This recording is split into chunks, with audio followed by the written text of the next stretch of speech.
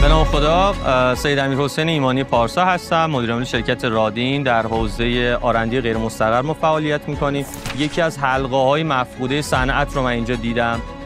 جایی که تخصص رو از دانشگاه، از محیط آکادمیک میرسونه دست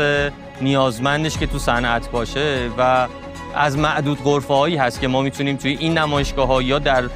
شرکت‌های مختلف اصلا این پتانسیل رو ببینیم، جایی که آرندی رو مستقیما هدف قرار داده. در کل فکر می‌کنم وجود این شرکت‌ها و وجود این مراکز میتونن باعث بشن ما هرچه سریعتر راه صنعتی شدن و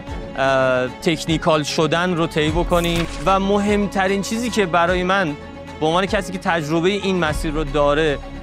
اینجا جذابیت داشت این بوده که تلاش شما برای اینکه به شرکت‌ها و صاحبان ایده، به کسایی که نیازمندن، دغدغه‌مندن، خودتون رو ارائه بدین و به اونها بگید که آقا من هستم، نیاز نیست بری جای دیگه، نیاز نیست قطعت رو بندازید دور، کافیه فقط بیایم اینجا با همدیگه چکشکاریش کنیم تا برسیم به اون نقطه‌ای که خودمون نیاز داریم.